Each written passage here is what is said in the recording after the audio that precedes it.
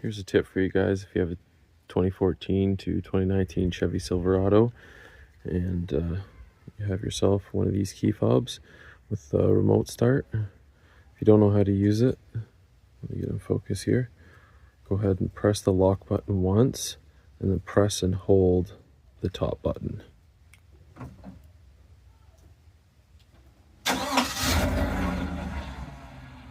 And just like that, it auto starts.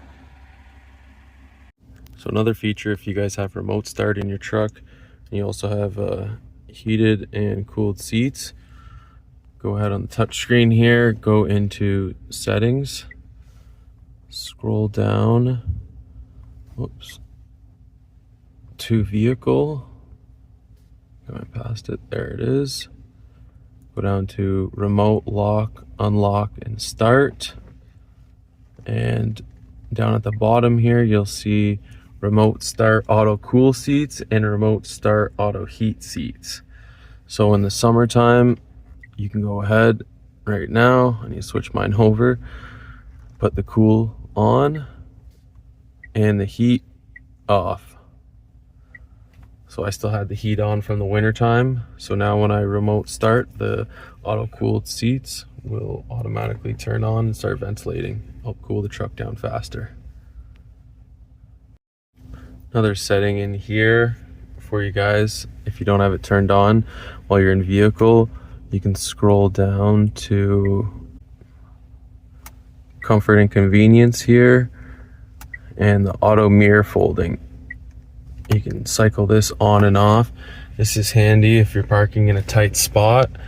You can hold the lock button on your key fob and your mirrors will automatically fold in on both sides.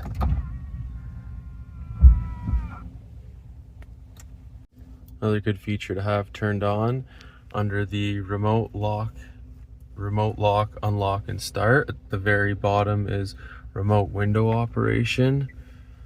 You can turn this on and off. So basically, when you're walking up to your truck, you can hold the unlock button and that'll put all of your windows down. So when you remote start, it'll blow all the hot air out of your truck if it's sitting in the hot sun in the summertime. So you can go ahead and turn that on in the settings. It's going to be under remote window operation, under vehicle, comfort, and convenience.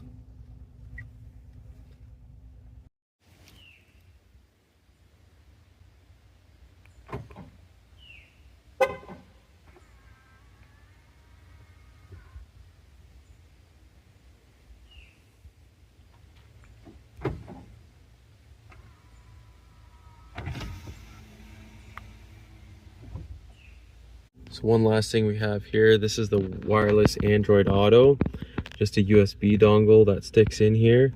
So one of the issues I had when I first bought the truck is that you need a special USB cable that has data transfer in it, or else you won't be able to get Android Auto or Apple CarPlay to work. Eventually the cord started dropping out when I'd go over big bumps. So I went to the Amazon return store, got one of these for $5. Put a link in the description for one there.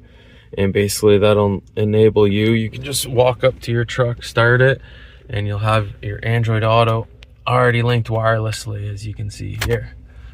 So I'm using the cell phone that's connected to it to record right now. And then I have my maps, my music,